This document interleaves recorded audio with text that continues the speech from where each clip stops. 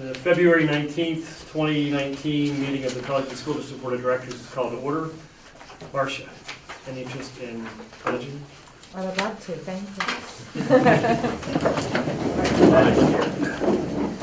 I pledge allegiance to the flag of the United States of America and to the republic for which it stands, one nation, under God, indivisible, with liberty and justice for all.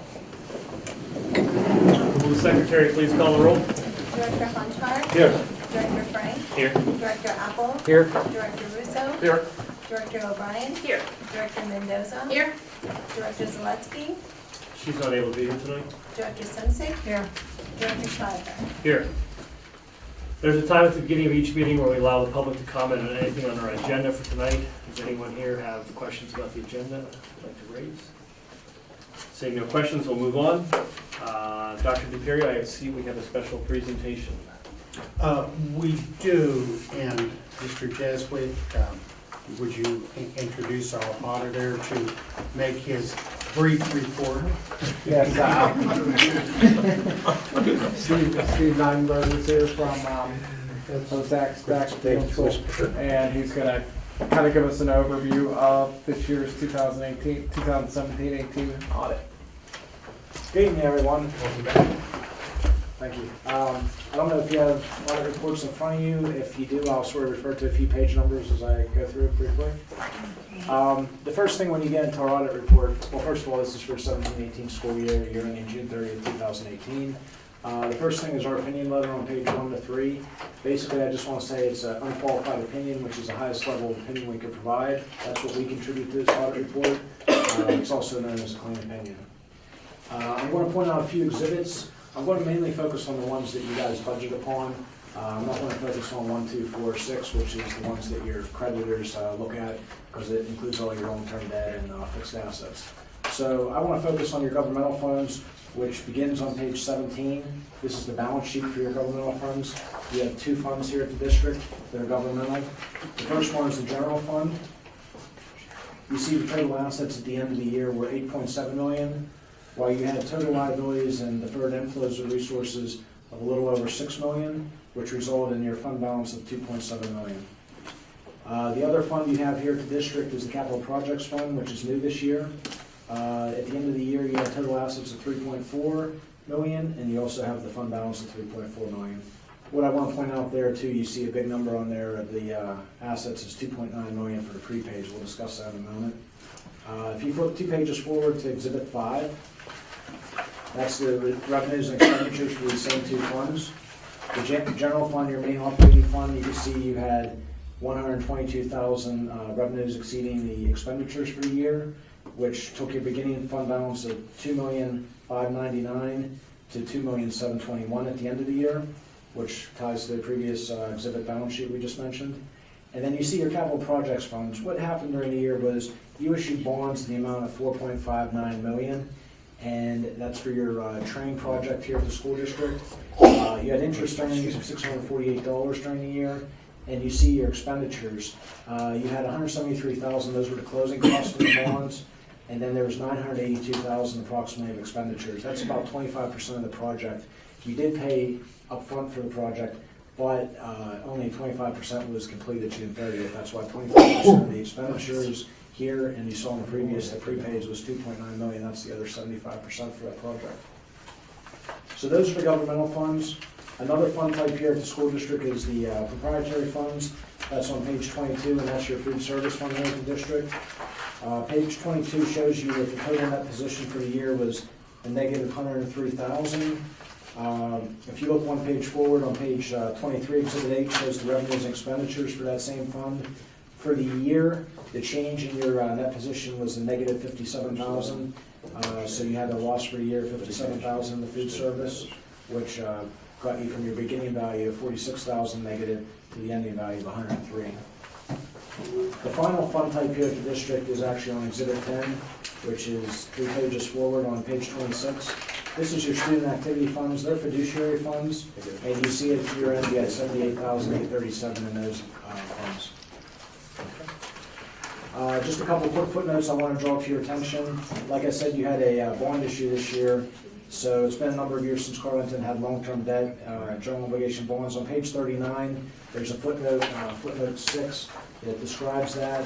Not only does it show the $4.59 million taken out and due at the end of the year, it also shows the repayment schedule and briefly discusses the nature of those bonds. The two other big footnotes in here are your PSERS liability and also your OPEB liability.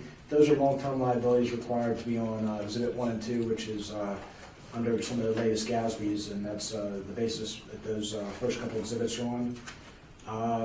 The next thing I want to point out is your budget actual analysis for the general fund, which begins on page 52 through about almost page 60, I believe. And all I just want to point out there is on page 53, for the year, your revenues actually fortunately exceeded the budgeted amount by a little over $1 million, because as you see on page 58, your expenditures exceeded the budgeted amount for the year by about $500,000. You had budgeted for the year to have a loss of $437,000, and you had that very slight profit for the year of $122,000 that we spoke of earlier. The final piece I'd like to discuss relating to the audit is anytime the school district spends $750,000 or more of federal monies, we have to also perform a single audit. That's the last number of pages to this report. Carlynton spent a little over $1.6 million in federal monies during the 17-18 year, and I'm pleased to say that we didn't have any findings or question cost. So the accompanying letters, they're basically unmodified letters. They're basically clean letters relating to the federal expenditures and single audit for the school district. So that's just a very brief run through the report. I don't know if anything I mentioned, or maybe if you have any previous questions relating to this audit report. Steve, the cafeteria sheet, how does that compare to last year? Because it seems like it's a significant loss. Yes, you had about $57,000 loss for this year, Yeah. and you previously began with a net position of negative $46,000. Couple things go into that though. The cafeteria fund's on the same basis as Exhibit 1 and 2. You have to pick up a portion of the net pension liability, which is the long-term pension payments that'll be paid out to your employees. So that hurts the position a little bit, both in the current year and long-term. It really affects it. If you look at page 22, you can see that the net pension liability, it's about 2/3 of the way down. For your food service funds, $564,000. So really, when we talk about net position, that's your assets over your liabilities, you're in a negative $103,000. But if you didn't have the $564,000 shown with the net pension liability, you'd actually have a surplus of over $400,000 all time for a Carlynton's food service fund. So it's a little misleading. But the important thing to pick up from that is that you did have a sizable loss this current school year. Thanks for that. So an operating loss. Yes, your operating loss. And only, approximately the bulk of that loss is related to that net change in that pension liability. Actually, if you look at page 25, this is the second page of the cash flow statement for the food service fund. If you see the third number down, changes in pension expense, that shows $64,000. So the food service fund had $64,000 expense relating to that net pension liability. So technically, the $57,000 loss would have been a $7,000 surplus. But it's very hard, that does show you, but that is a part that has to be recognized under governmental accounting standards for its requirements. But operationally, we were roughly even. Yeah, you're pretty much break even operationally. And that's why I don't focus too much on the first couple exhibits. That's your governmental funds, basically with the long-term liabilities and fixed assets and those two actuarial liabilities, the OPEB and net pension liability, because it really distorts numbers. Obviously don't make a profit on the cafeteria. If there's a surplus, that goes into a fund, correct? Yeah, it stays in the funds. That we used to do things like a few years ago, we bought the new lines over at the cafeteria and that sort of thing. Right, some equipment you could purchase out of the, I think you had a chiller in the last a few years ago. I think you're right, yeah. And some other type of pieces of equipment, yes. To get into what Mr. Hanchar and Mr. Apple said, there was a time that cafeteria surplus monies allowed us to do what I'll call renovations or updates to the cafeteria without impacting on any budget, but the shift in changing that you mentioned has put a different twist on cafeteria funding, in that it's not, unfortunately, it's not uncommon throughout districts to now be showing a deficit in cafeteria, so. Yes, unless you have a food service fund that gets all free meals paid for by the federal government, those ones make money. But if you Yeah. don't have that, it's a very tough situation to make money from a food service.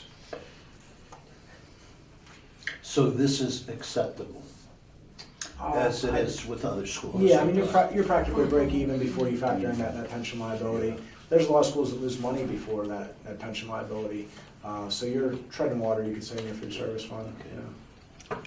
Well, we don't set the prices for the meals. That's, There's guidelines. There are guidelines, we can set. I mean, but, We you have know, I mean, basically, we some can't just say, well, you flexibility. know what, we're doing a premium line here and filet and Right. stuff like that. I'm spitballing here, I mean, I don't. The Parkway Tech. We can set food prices. We've kept Do our, set food, yeah, we've kept do our set food food. prices Yeah. consistent for several years. They've been flat for several years. Ours are very so low we in haven't- general. Yeah, and we haven't changed them. And Carnegie has. That's all free. Is that right? Yeah. So one of our schools is all free. Yeah, you're not district-wide here. Right. That's It all depends on your demographics and everything, and do like Carnegie just changed in the last year or two, I believe, to that schools, but, you know, your other schools don't. She wanted to put like a new piece of equipment in a craft. And that's what she wanted to fund it with, One last question, Fred. I know the pension change just happened a couple of years ago. It's just a paper change, though. We don't actually have to reconcile. Right, and what happens is you're funding it every year, just like for this year in place 17-18, you contribute 32.57% of employee salaries, you know, to fund the pension. This liability, though, is what an actuarial estimate is relating to Carlynton, everybody from your first year teacher to people already retired, what they're going to receive in benefits. Technically, you're not going to pay that out. You're sort of backing Peasers. Peasers pays that out. In theory, you're backing that, you know, but, you know, the chances of it ever coming back to the district are very slim. And, you know, being you mentioned that, like you see on Exhibit 1, for the total district, your net pension liability is like 42.6 million, plus the 500,000 in the food service fund, but that's one liability you have to pay. But unfortunately, there's more and more standards under governmental accounting standards that's how these statements have to look, because they want to compare you to normal corporations, which everybody knows a school district isn't quite, you know, normal corporations. So. But that's for your bondholders to do some comparisons. Steve, very good job, thank you so much. All right, thank you for your time, and if you do have any other questions, if you could just forward them to Chris, and he'll get in contact with me, and I'll be glad to answer any further questions with anyone. yeah. Okay, Appreciate thank the you. job you guys do, thanks. Thank you, cookie.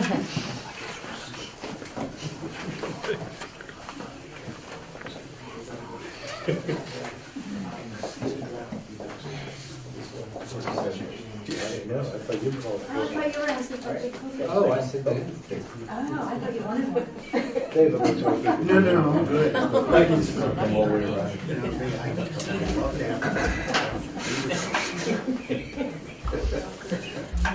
I just had.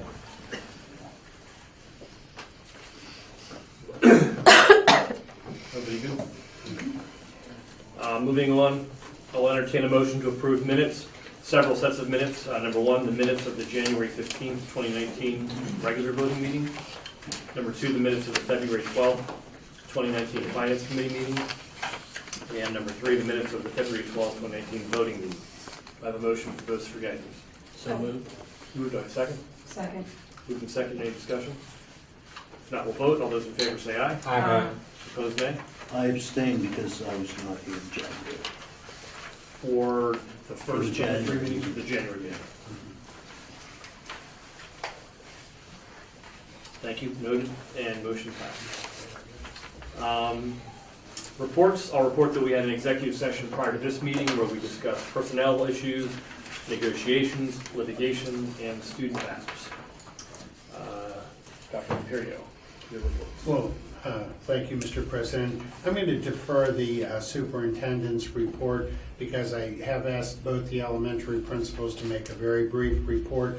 Also, I'd like Mr. McDay to make a presentation on some of the issues that he's been dealing with on the buildings down at Carnegie here at the high school. And also, Dennis, I'd like you to comment on items 8 and 9, which is up for board approval on the substantial completion for train and also making the final payment. So, Now? yes. I'm up. Okay. At Carnegie Elementary School, everyone's aware of the gas line problem we had. Fortunately for us, I feel that I was down in that boiler room Wednesday morning, working on backflow preventer, and got a whiff of gas in that room. And after getting my leak detector, looking at, trying to find a problem, found it with the pipe coming into the building, which was my worst fear. Got all the gas coming in, come out. Lo and behold, we had the gas leak coming into the building, the pipe coming into the building was leaking gas. So once they shut us down, once we unearthed that pipe, found that pipe to be in very poor shape outside that building.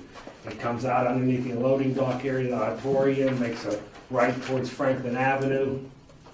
And that whole area, that whole pipe section there was in very poor shape where you could hit it with a hammer and pieces of it would chip off. So made the decision at that point in time to just replace the whole line from the curb into the building. Fortunately for us, Mancini Construction was available right away. They were working on a job up the street. They immediately stopped that job, came down, and I was able to get a hold of a company called Vaguely Welding. It's gas certified, and they were able to come down on the job. So we got fortunate there to get two companies there right away on that day on site and replaced the whole gas line from the curb into the building and then 21 feet of piping inside the building to the gas line, to the gas connections down in there. It's a 6-inch line that comes into that building, so it's a significant amount of gas that comes in there. So we're good for the life of that building for now on. So. And Dennis, the building before we brought the staff and the children back was certified safe. Yes, we got a hold of the gas company, made sure with the kids in there on Wednesday when we shut the building down, there wasn't a high saturation of gas in that building at all, so we were fine and safe with staff in that building for the rest of that day, and coming back in, they were fine coming in that day on Monday. So that's our pain for Carnegie Elementary School. Well, I do want to take a moment to, on behalf of the board and the administration, Dennis, to personally thank you. You kept in contact with me over the weekend. I know you were there all weekend. You did an outstanding job, so, and thank you again. Bob was with you, so that's good. It was a long weekend, but we needed to get it done. I'd like to also add that I understand part of the job, which, I mean, there's some challenges to it, but I also commend you and how well you supervised George through all of this. Hey, I will say that update, when I seen that update from George, it was an excellent update. I was getting ready just to shoot that out in about a half hour. It's a great job. I almost wasn't gonna put anything else out. There wasn't much to add. I get the pictures, it was really good. It was really good. So that pipe lasted almost 60 years, Yeah. but this one is a plastic, I guess you'd call it plastic. It's a plastic What's the pipe. life of that? Has to We be do a 100 years? lifetime. Okay. For the length that building will be there, Okay. down the road, that pipe will last. But save your pictures just in case. Yeah, please. Uh, So that's the reason that you did not put in an insert, or was there congestion in the metal pipe? The metal pipe was so deteriorated Okay. to put, and I don't even, they didn't even recommend putting any lining in that pipe because of the age of it. I think that was a good It decision. was, we could have cut that pipe off maybe halfway down the stretch of grass outside Carnegie, but I didn't want to risk that because the age of the pipe and the diameter of that pipe, I just felt it was in our best interest to replace the whole thing coming in. Good for you. Good. So that, it was, it was something I felt was the best thing for that building to do. It's costly. I'm not, the costs haven't come in yet, so I'm not sure what the costs are gonna be for the project, but it's not gonna be cheap. Is there any insurance that covers this? We have submitted it to our insurance carriers. We haven't heard, on a lot of these things, we're not expecting good news, but they have been submitted, and they'll get back to Chris, and I'll update the board. But at my home, I have utility insurance. I just had to replace mine 3 months ago, and it cost me nothing.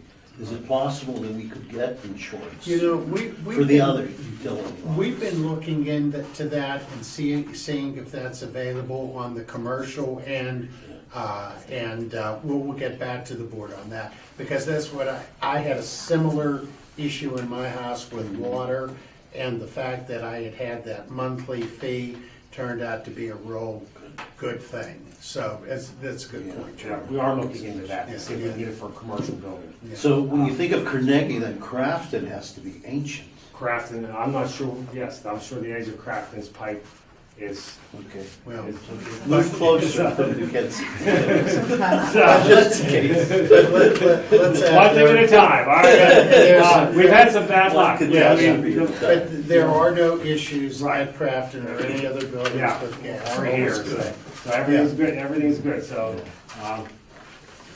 so we should knock on wood, because it's been a rough year. We had the gas line break, the gas line break there, the sinkhole, the water lines at the high school and Carnegie, and then, rerouting the stormwater line at Carnegie too. And I wouldn't doubt that all that activity in that area of that building didn't, wasn't was a condition of that gas line too. Of it breaking loose. It was very deteriorated. When we cut that pipe to get it out of the building, we only had to cut it halfway down. It fell the rest of the way. That's how deteriorated that pipe was. I was very surprised at it. But again, the good news is it's all new and all. Yeah, it's all new. Everything's brand new in that building, so we are good. While you're on that, you can hit the 2 items, 8 and 9, but the lighting at the high school. The lighting at the high school here, a couple weeks ago, we started to lose one section of the outdoor lighting here, 3 poles at the end. About 2 weeks later, we lost another section of it. After digging into it, I thought it was the contactor that runs that circuit of the building. Replaced the contactor, it's not the contactor. We keep immediately blowing the fuses to those lights when we turn them on. So we have a short out there somewhere. Normally, you would be able to get right down in there, take the wires out of the pole, and you can progressively go down and try and find your short.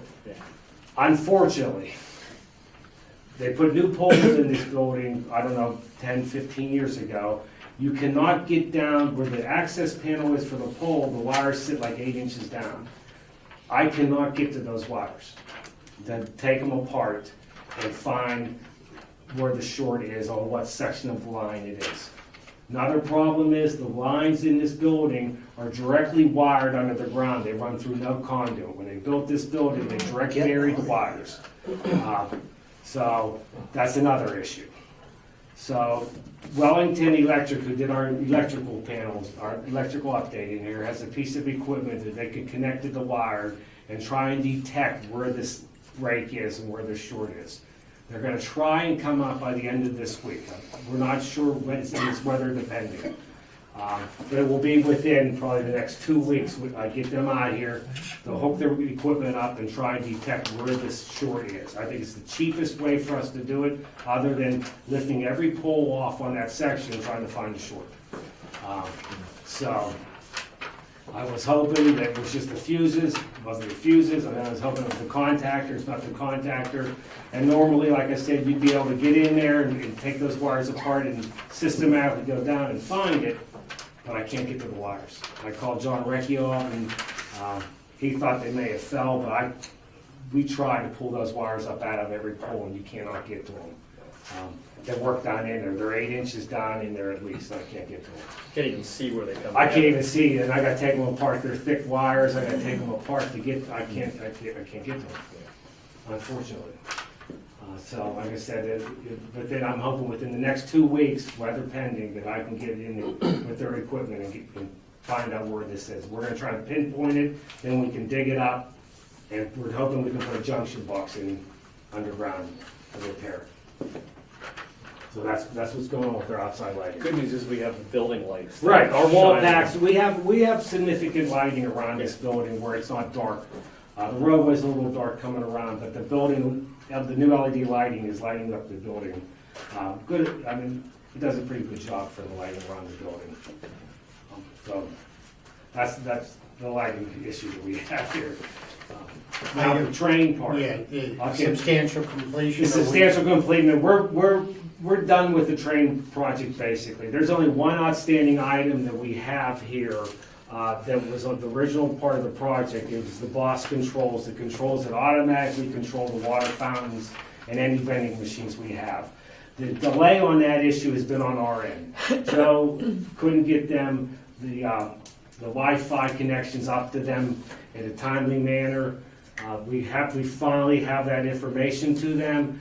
We should be installing those boss controls within the next week. We were supposed to get a hold of Angie last Wednesday. I was dealing with Carnegie, so it fell through somehow, but it could have been because I was dealing with another issue. And then there's two other items that I have here that I want them to do, but it wasn't part of the project. One of them is the superintendent's office, the ductwork. I wanted the superintendent's office isolated itself, so the superintendent has complete control of their office.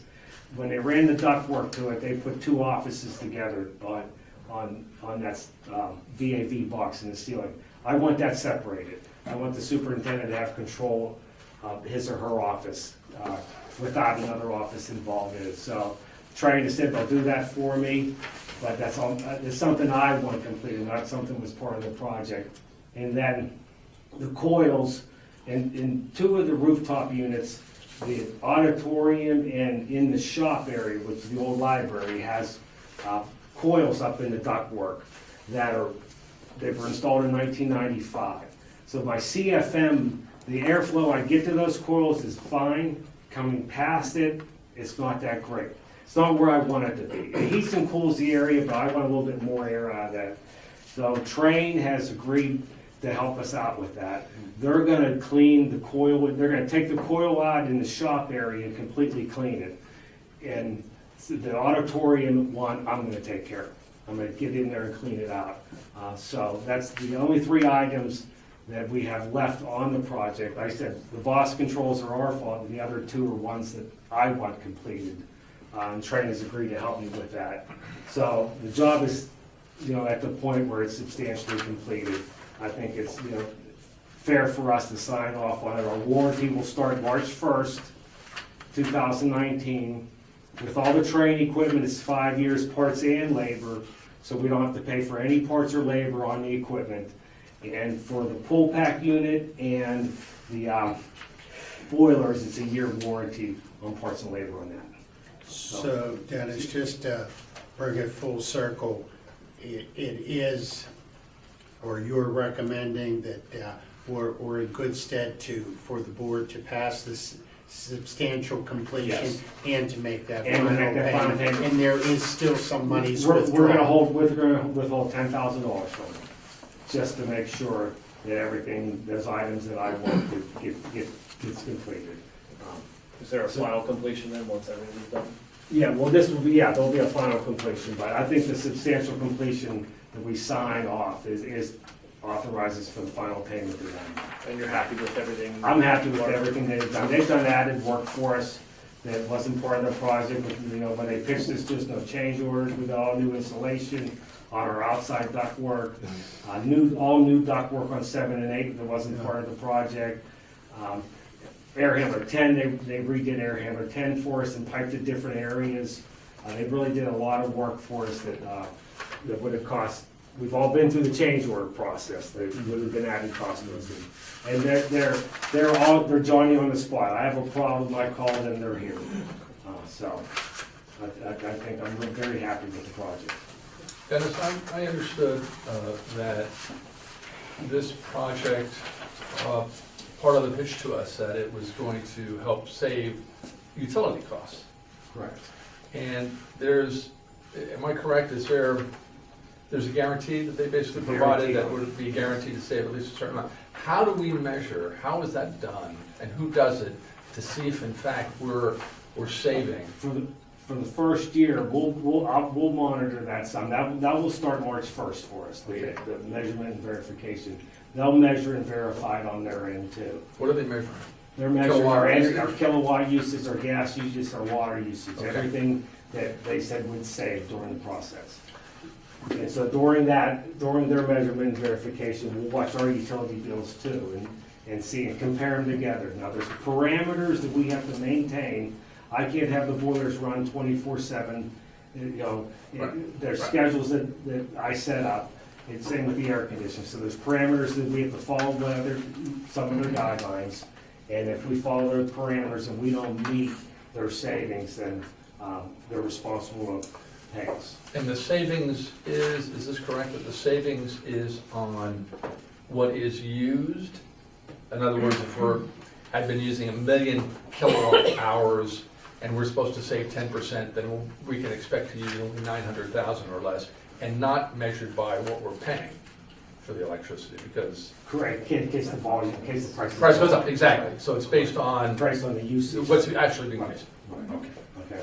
And some of the project we did, there's no payback on the electrical part of it, but on the other parts, they measure and verify, yes, it's on our usage, not on the amount of money. And the stuff that we do internally to provide that information or maintain that information, is that what you're saying? They do that, but you say we were doing stuff also? We can do it too. Well, we'll keep an eye on our utility bills and see the usage that we've gone. And who through. does that? You? I will do that. Okay. Once we start that point, I'll have Chris, I've already worked with Kim to give me that information. Okay. She's made up the spreadsheets, she's gonna make up spreadsheets for me. And we'll Because kind of I just think that's compare something we'd like to apples see. to to see, help- make sure we're saying, so, Yeah. I will say this, there's some contractors that they had here were excellent. They sealed this our buildings up, our That's great. water conservation, our the lighting companies, all their subcontractors were just great individuals to work with. So we'll see. Thank you very much. Okay. Dennis, to David's question, the M&V report, do we pay for that each year and then we? I don't think we pay for it the first year at all. Okay. I think that's part of the process. And then after that, if we want them to continue to measure and verify, then we pay for that cost. But the first year, that's part of the money. And then if we don't want to pay for it, if we're satisfied, then they'll be up to, we'll have to make that decision then. What does that mean, if we're satisfied? Well, the measurement and verification, they do it for the first year, because of the payback money that they guarantee. And then from then on out, if we want them to keep measuring and verifying it, then we'll have to pick up their cost to do that. So after you go, like say for 3 years, we're saving what we're supposed to be saving, and the measurement and verification in the 4th year is $20,000. I don't know what it will cost. Why would we want to pay that if for the first 3 years we've reached our savings, we know we're doing it, and we make the decision or whether we want to pay for it. The guarantee is for savings for how long? 20 years, it's 20-year payback. Okay. Do you know how much this report costs? No, I do not. I have no idea what. I can find out though. I can call Scott. I mean, Delo and find out. it seems to me, I don't know, but I would think it's It's more 10 likely we're 10. gonna meet our thresholds in year 1. I mean, I buy a new car, I'm hitting that guaranteed mile per gallon in the first year, but in year 5, I don't think I'm still running and getting 30 miles to the gallon necessarily. So, it'd be those later years we want to be doing that. Thanks. All right, any other questions? Dennis, thank you again. Okay. Thanks, Jeff. All right. And we did talk about the elementary principals making a report since you did not pass commercial. So just an update, last month, I think it was, you approved Derek Wendrick, who was funded through our Pittsburgh Foundation grant, and he was able to start. He comes in every Wednesday and works with our teachers to enhance, enrich their programs, their curriculum with like different STEAM projects, with technology. He's helping with the robotics club that's funded through the PA Smart grant. So the teachers are so excited to have him there. professional development, but also just to bounce ideas and work with the kids as well. He doesn't work by themselves, they co-teach, or he kind of models the different types of projects they're working on. So that has been very exciting and fresh for Carlynton, which goes along with our STEAM night, which was February 8th. So we had different stations set up in our gym in the evening, run by our parents, and Mindy Molecule was there doing different science experiments. They had a great time. My kids were there too, and they like froze marshmallows. It was so exciting to them. So that was a great kickoff also to the STEAM night. That was the first one Carlynton had, so it was a great start of a tradition. We are going to participate on February 28th for Digital Learning Day. So that's just kind of a nationally known day where teachers, and our teachers do it anyways, but we get to put it on the website, and we'll put it in the newsletter of different things that the teachers are working on in their classrooms. It's coding, it's Kahoot, it's robotics, it's anything that the teachers just want to highlight for that day. So we're participating in that as well. And next week is Read Across America week. So we have a lot of things. I don't know if anyone's reading, coming and being a guest reader from the board. We have police officers coming, firemen coming, different community members, so they'll be reading. We have Queen of Hearts that come, and they read stories to our little ones. So they're very excited. They dress up like Dr. Seuss characters. So that's an exciting day. And then to end that celebration on Friday, I think it's March 1st, we'll have our reading night. Please come. They're duct taping me to the wall as a fundraiser, so that should be fun. Me, Mrs. Wren, and Mrs. Bigler. So if you have interest, they're going to sell sections of tape off for our PTA, and we could be duct taped to the wall, so that'll be exciting. And then as usual, if you go on the Carlynton website, the newsletter each month is posted there along with my pictures in practice, which is really fun to look at. There's different pictures with the description, and I've heard some good feedback from the parents that they enjoy just getting a glimpse of what it's like in a day at Carlynton. So that's about it for Carlynton. Questions? Thank you. You're welcome. Somebody's gonna peel you guys off. What's that? They're gonna peel you off the wall, or? No, I think my husband was coming. He's like, I'm buying a ton. That's the other half of the fundraiser, you gotta pay to get out. Right? I've recommended the flagpole. Yes. Good. He asked the fun, the flagpole. Okay, so just a quick snapshot of Carnegie and some of the things that have happened since our last report. All of our after-school tutoring is up and running, so we have our reading, our math, as well as our ESL at Carnegie. So those are running very smoothly, very excited for that. Back in January, on January 17th, with the Educational Partnership, we participated in Adopt a School, along with McKnight Elementary from the North Allegheny School District. They were participants in adopting Carnegie, so every Carnegie elementary student received a bag of school supplies. We had our assembly on the 17th. That was very exciting. Of course, the 100th day of school, we participated. We had some fun celebrations that day. In February, our Valentine's celebration was postponed until Monday, but we did participate in our Valentine's Day celebrations. Again, our Read Across America is in the same coordinates with Marcia's week, so we'll have that coming up. And then on February 28th, we have people from the library coming to celebrate Carnegie's 125th birthday. We're having an assembly that afternoon, so that'll be exciting. We completed our Dibbles benchmarking, our MAP benchmarking. Progress reports for Carnegie will be a couple days delayed just because of our 2 unexpected days off last week. So we're working on making sure that those are ready to go for the end of the week. Our robotics club will start on the 25th. We had a little bit, again, postponement with that as well. And then our upcoming events in March, we have our kindergarten registration at Carnegie. It's actually March 20th. PSSAs, of course, will begin in April.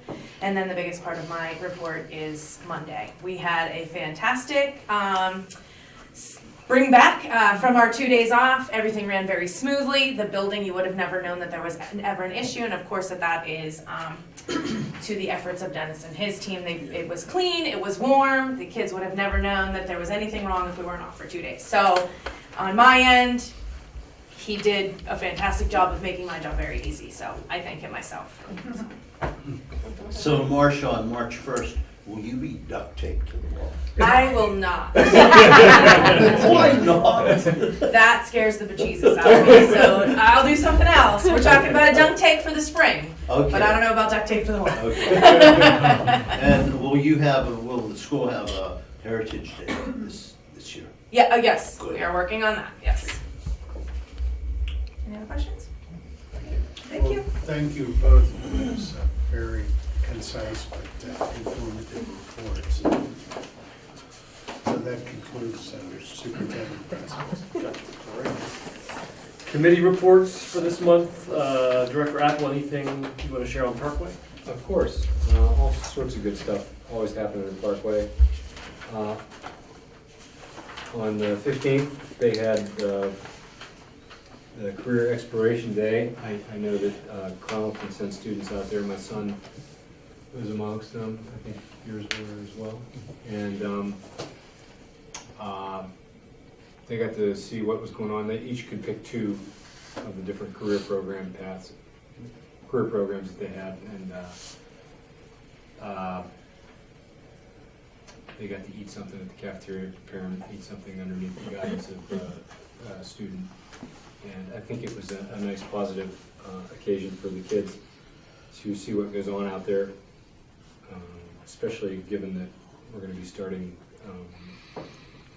with 9th graders fairly soon, going out that way. So anyway, on the 5th of March is their open house from 5 to 7 p.m.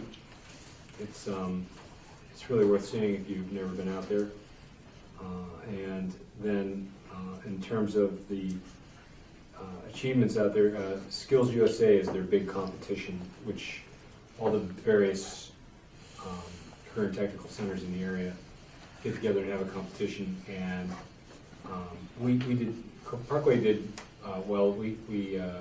Each of the winners, first place people, get to go on to the next competition, which is a larger region. And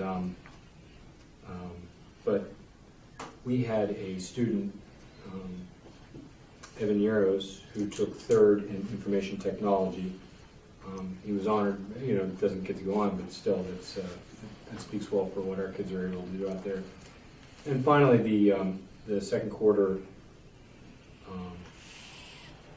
2018-2019 honor roll, director's list of honor roll. We have a bunch of students, and since we're being videotaped, I think it's worth sharing their names, because these kids do a great job out there. So we've got Julianne Brooks, Summer Coggin, Michael Constantine, Alexis DeLoe, Haley D. Simone, Liam Eggenloff, Jeremy Harshman, Matthew Hiller-Zuski, Madison Jameson, Bassem Majed, Amanda McLean, Christopher Mazarak, Samuel Snyder, Jillian Wirtz, Evan Yaros again, and Madison Zerwas on the second quarter honor roll. And these students are in a wide range of programs, anywhere from culinary arts to veterinary assistance to auto tech and information technology. So our kids are out there learning a bunch of different things, and I'm very proud to have been able to read such an extensive list. That's all I have. Any questions? Good stuff.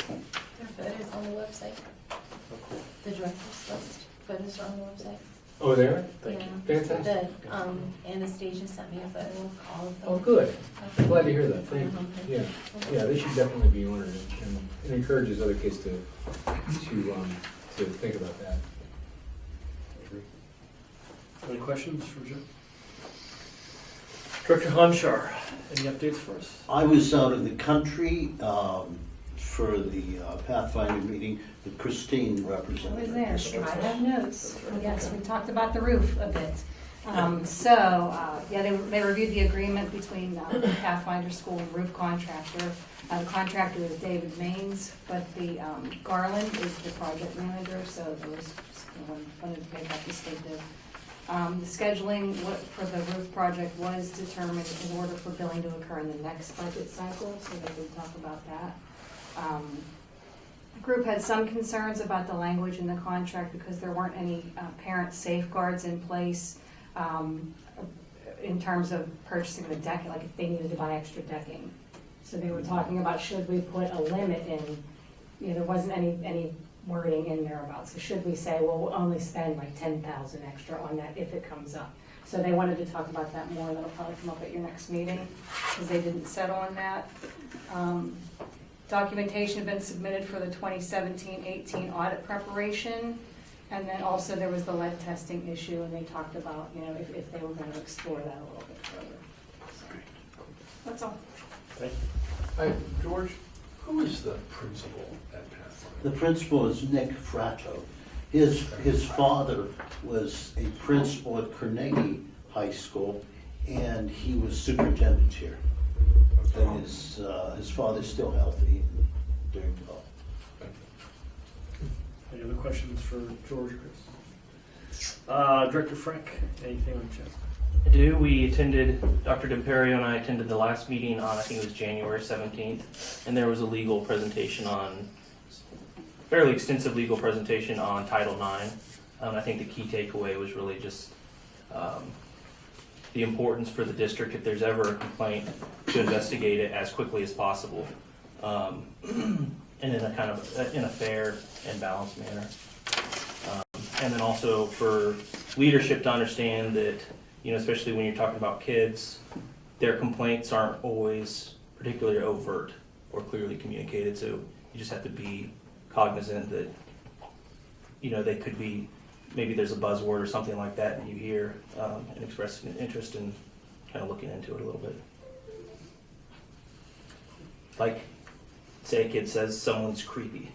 That's kind of one of the examples they said. They're not complaining to you. They're not saying person X did this, but they did tell you that by saying, this guy creeps me out. That makes sense. Okay. And you passed along some info. I did. Which was helpful. Negotiations. Yeah, it was good. Any questions? No? All right, thanks. Director Simsick, back to you. I don't have anything tonight. Okay, sorry, thanks. Moving on to the next section of our meeting, under the miscellaneous header, we have 4 items. I'll entertain a motion to approve number 1, the additions to the 2018-2019 conference and field trip request as submitted.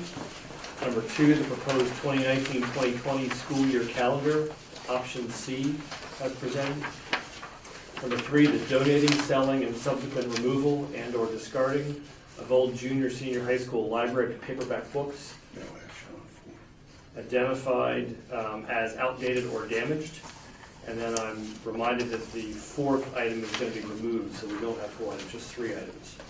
Do I have a motion for those 3 items under the category of miscellaneous? I so move. Moved, do I have a second? Second. Moved and second, any discussion? If not, we'll vote on those 3 items. All those in favor say aye. Aye. Opposed, nay. Motion carries. Thank you. For that. Under section 2, finance, I'll entertain a motion to approve, okay, let's Better get a Cut drink of this- water first. cut this in Read half, them. yeah, exactly. Well, let's do the first 9. I'll entertain a motion to approve number 1, the 2019-2020 preliminary proposed budget in the amount of $29,982,373.46, with the intent to request approval from Pennsylvania Department of Education for a referendum exception up to maximum permitted by law. The board secretary will give public notice of this action through publication in a local newspaper. Number 2, the January 2019 bill in the amount of $689,808.57. Number 3, the treasurer's report for the month ending November 30th, 2018, as presented. Number 4, treasurer's report for the month ending December 31st, 2018. Number 5, the budget transfers for the 2018-2019 school year as presented. Number 6, the Parkway West Career and Technical Center jointure agreement for the period of 6 years, beginning in the 2019-2020 school year through the 23-24 school year as presented. Number 7, Parkway West general operating and jointure budget for the 2019-2020 school year as follows.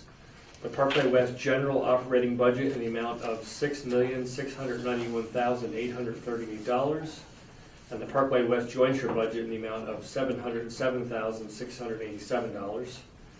The district's estimated share of the general operating budget is $355,063.20.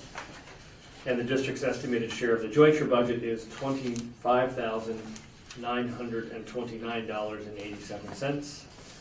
Number 8, the certificate of substantial completion and acceptance for the district train project number D3-40053 as presented in Exhibit B.1 and B.T. And lastly, the final payment to train for the completion of the project packed CD 57018 as presented. And I'll leave it at that. So, do I have a motion for those 9 items? So moved. Do I have a second for that? Moved and second. Any discussion or question or comment?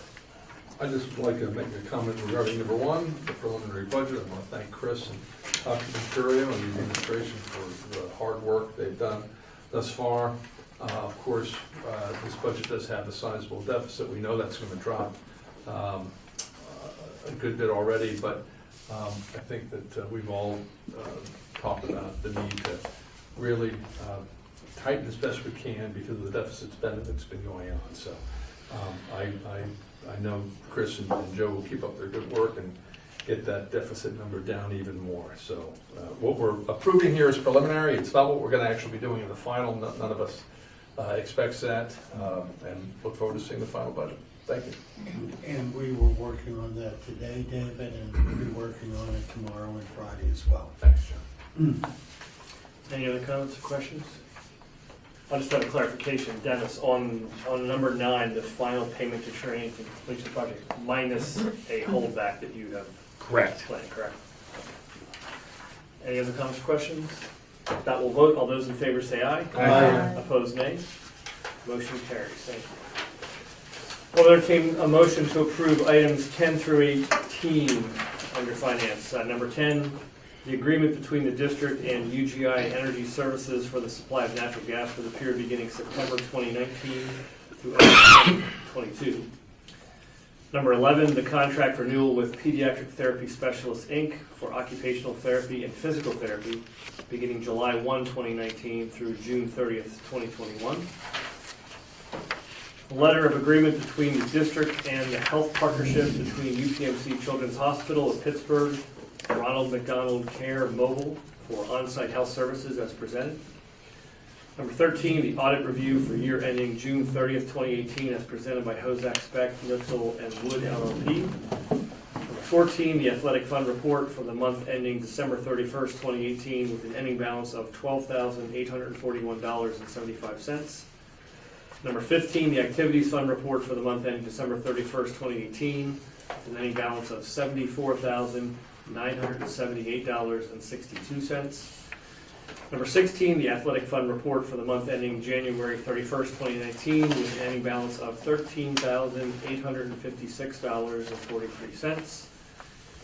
Number 17, the activities fund report for the month ending January 31st, 2019 with an ending balance of $75,748.44. And number 18, the terms and conditions of the settlement agreement and release between the district and SAR 1819-01 as submitted, and that appropriate members of the administration be authorized to execute all necessary documents. Do I have a motion for those items 10 through 18? So moved. Moved, do I have a second? Second. Moved and second, any discussion? If not, we'll vote. All those in favor say aye. Aye. Opposed, nay. Motion carries. Under section 3, personnel, we have 12 more items. Killing me. We're getting started. I know, this thing took on a life of its own, Mr. President. I'll entertain a motion to approve all 12. Let's just roll it. So number 1, resignation of Carnegie Elementary lunchroom playground aide Laura Signarowitz, effective December 19th, 2018. I figured I'd quit after that. Number 2, resignation of Carnegie Elementary lunchroom playground aide Rita Weissert, effective January 15th, 2019.